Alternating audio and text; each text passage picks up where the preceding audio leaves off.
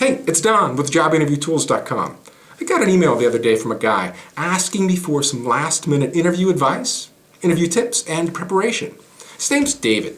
David writes in, he says, "Hey Don, I got a couple of quick questions for you about an interview I have coming up this Friday. Number one, is it appropriate for me to keep my goatee, or should I shave it off for the interview?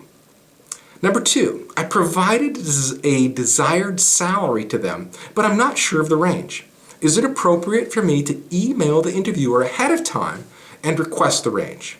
Number three, is it okay for me to take a bottle of water into the interview? And number four, should I email my references to the interviewer ahead of time? Because they're excellent and it'd be a great advantage to me if they checked it."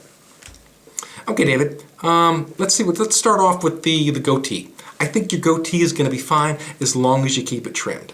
I usually like to dress and look like everyone else where I'm interviewing. There are times where I've not even worn a suit on an interview, just so I would look like everyone else and fit in. Now, I'm not suggesting you leave your suit at home. That's part of the interview. If the interviewer can actually visualize you working in that company, then you've just scored a point. If you're interviewing for a high-up position, then I would probably lose the goatee for sure and then grow it back after the job. If you have an idea of the corporate culture of this new company, then use that as your guide. If it's IBM, then lose the goatee for sure.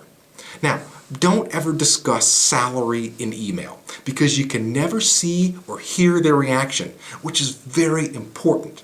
Save it for the interview and let them bring it up. I would not think it would be appropriate for you to bring it up in the interview, especially at the first stage, maybe in the second or third if you haven't touched on it yet.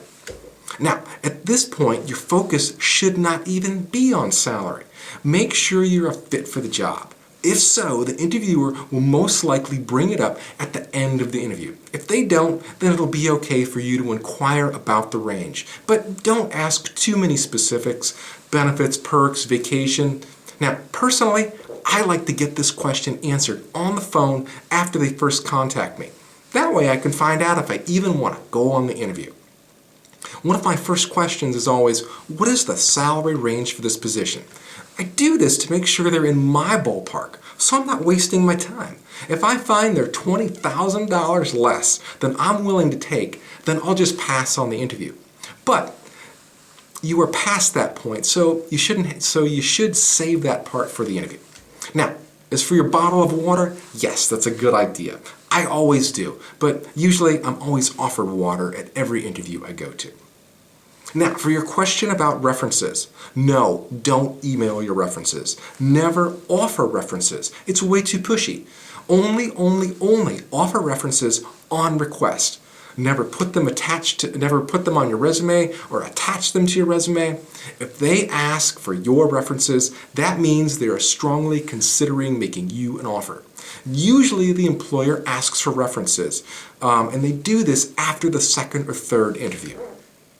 Now, others may do it sooner, just to have everything they need from you, but they will never call those references unless they are ready to make you an offer.